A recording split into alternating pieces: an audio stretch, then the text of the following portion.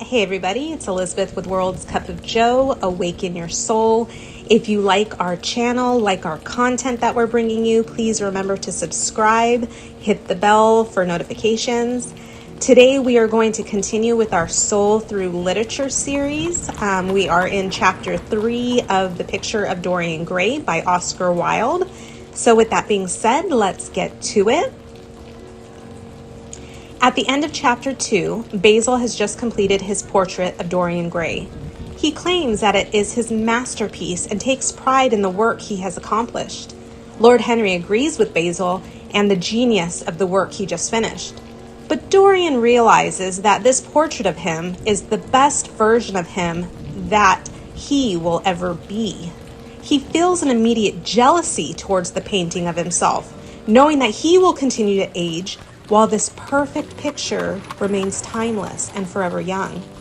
He is repulsed by it and feels such contempt at this thought that he decries that he will give up anything for the portrait to be the one that ages, while he remains young and beautiful. During this chapter, the newly acquainted Dorian and Lord Henry find such admiration for one another that they decide to leave Basil's home and spend more time together. This is where we will begin chapter 3. First quote. Behind every exquisite thing that ever existed, there was something tragic. Worlds had to be in travail that the meanest flower might blow. Lord Henry. For anyone that has experienced a dark night of the soul, you should be able to resonate with this first quote from chapter 3. When you go through your spiritual awakening, the person that you become on the other side of all the turmoil, pain, isolation, and feelings of tragedy becomes one that is so exquisite that everyone around can sense the change. Not only do they sense the change, but they also want to know what you did because they want to emulate you and the newfound peace and levity that you bring to the room. It's not that the person wasn't exquisite before. It was that they were so dominated by mind that soul didn't have an opportunity to be the one that shined. Now that is different, and soul can take center stage. I love the next line. Worlds had to be in travail that the meanest flower might blow. This is showing that your world needed to be turned upside down completely for even the most stubborn flower to be able to be shaken. When we are trapped in mind, we are so determined to cling to our limitations. This is the mean flower I believe Lord Henry is referencing. But when your world is shaken, especially once you've experienced a dark night, your ability to let go of the mind's restrictions that have been shackling you in place are lifted, and you can experience the transformation that turns you into one that is quite exquisite. Quote 2. And Basil, from a psychological point of view, how interesting he was. The new manner in art, the fresh mode of looking at life, suggested so strangely by the merely visible presence of one who was unconscious of it all, the silent spirit that dwelt in dim woodland and walked unseen in open field, and not afraid because in his soul who sought for her there had been awakened that wonderful vision to which alone are wonderful things revealed. Lord Henry. This quote is another in which I'm not fully aware of what Wilde was trying to convey, but I read it in a way that said that Basil's artwork seemed to be completed almost in a state of unconsciousness. In reading it in this context, I can relate it to the inspiration I often feel when I know Source is directing me. I feel like I'm merely the vessel that Source is working through to get a message out there to others that may need it. This happens when I talk to people, when I create a YouTube video, when I write, or even in graphic pictures I create. I feel inspired and like the ideas are being whispered into my ears. That is when I just go with the flow and see what comes out. Basil, in his near-perfect painting of Dorian, is seen by Lord Henry to be creating something as a silent observer, almost like Source is guiding his new ability. The next part of the quote further emphasizes this idea. Once you will often tell clients there is nothing to do. Soul will do all the work for you. You just need to be in a place to receive. How does one do that? By being aligned with soul. When you are in mind, you are so busy ruminating on thoughts that you will miss opportunities created just for you that are meant to help you get things that you desire.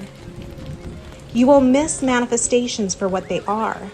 When you are aligned, you will work in tandem with soul, being able to recognize the circumstances for what they are. Quote 3. I can sympathize with everything except suffering. I cannot sympathize with that. It is too ugly, too horrible, too distressing. There is something terribly morbid in the modern sympathy with pain. One should sympathize with the color, the beauty, the joy of life. The less said about life's sores, the better. Lord Henry. Are you an avid watcher or reader of the news? I used to be, but once I started focusing on soul alignment, I realized that watching stories that would highlight and dramatize suffering did nothing but put me in fear-based energies. If you want to focus on your ascension, you must be very cognizant and particular about what things you expose yourself to. We all know that suffering exists, but here is how law of attraction works. You look at something that is suffering. What does seeing suffering do for you energetically? If you're like most, it is most likely going to put you in a low vibration. And then law of attraction will give you more examples of suffering. The more you focus on the suffering, the more that will show up in your experience. The saying that ignorance is bliss, that can be very true. When your attention is focused on the things that keep you in the vibration of soul, peace, love, and joy, you are in bliss. In our 3D, we've been taught to recognize, dwell, and even ruminate on the suffering that is going on around us, or even in our own lives. This is counterproductive to living your best life. Law of attraction can't bring you things that are pleasing if you're constantly looking in an opposite direction to which pleases you. Therefore, Lord Henry is saying to focus on the color, the beauty, the joy of life. This is presence. Being able to see the colors and beauty around you. This is soul alignment, and this is how the universe can continue to deliver you more feel-good moments when you are already in the place of feeling good. You will naturally attract more of whatever you are emitting at the time. Emit feelings of suffering, and boom, more things that bring out those emotions from you. Emit peace, boom, more things that bring you peace. Forewarning, those around you that are asleep may see you as unkind, indifferent, or even callous if you choose not to discuss or focus on things that are bad in the world. They will not understand the way law of attraction works. Don't get trapped in needing to stay in line with societal expectations when they don't serve you. Always focus on things that bring you joy and keeps your energy and those of soul vibrations. Quote 4. But as the 19th century has gone bankrupt through an over-expenditure of sympathy, I would suggest that we should appeal to science to put us straight. The advantage of the emotions is that they lead us astray, and the advantage of science is that it is not emotional. Lord Henry. This quote is a follow-up to the previous one, where Lord Henry is asserting that people of their time have put too much focus and emphasis on sympathy. Because of this, it is actually bankrupting the society. Let's delve into that thought a little bit more. He is saying that because everyone is so focused on being sympathetic, feelings of pity or sorrow for someone else's misfortunes, it is actually creating a lack in a generation. Why is this?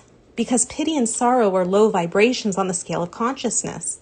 Basically, what I was just describing with law of attraction.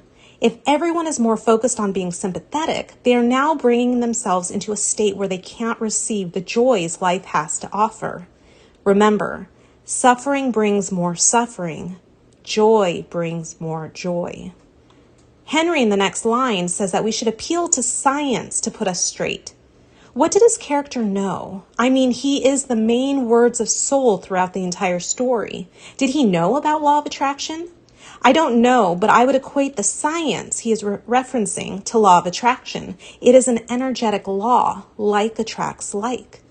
He goes on to say that the advantage of emotions is that they lead us astray. This can be used in both a positive and a negative context. One of the wonderfully magical things about law of attraction is that you create based off emotions and beliefs. If you use your emotions for bringing you good things, there is no limit on what you can manifest for yourself.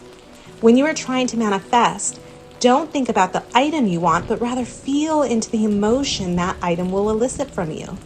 For example, you really want a new pair of shoes. Feel as if you have those shoes already and feel into what emotions you have putting them on, looking at them on your feet, walking in them. Feel into how exciting it is to take them out of the box, to smell that new smell. Associate with the emotion, not the item. That is how you manifest. That is the advantage of emotions. But this can be adverse as well. If you feel into the emotion of lack when it comes to those new shoes, the universe will continue to not bring them into your existence.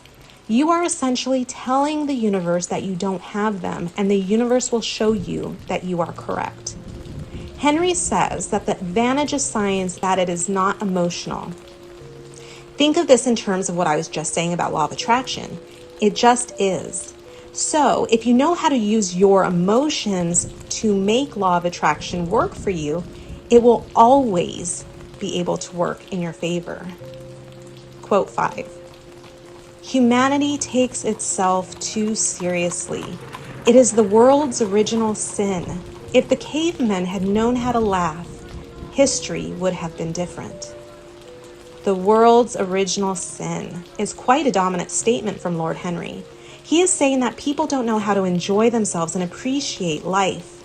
I agree with him. How many people do you know that are happy? I mean, really, truly happy. It's been 42 years of my life, and I have finally experienced what happiness is. I didn't know what it felt like before, and therefore existed with a fear of it. Now I relish it and invite it into my daily life as much as possible. The next line really resonates with me. For the majority of my children's lives, they saw me as an anxious, overwhelmed, and worried mother. I didn't live, I existed. This last year has been different. A 180 in my mood and my ability to enjoy life. I laugh all the time, and this is now how my daughters see me. On 2 of my daughter's Mother's Day cards this year, they actually pointed out how happy I am and how often I joke. I love that they get to experience this side of me. Actually, I'm glad I get to experience this side of me. The one that doesn't take life too seriously, that can joke and laugh and enjoy all the moments as they unfold. Can you imagine if people were more willing to be aligned with soul and shed their egos? History would have been different. How many wars and brutal acts were committed because of mind? When people are aligned with soul, they become pure love. They tap into their infinite beings and show unconditional love for themselves as well as all around them.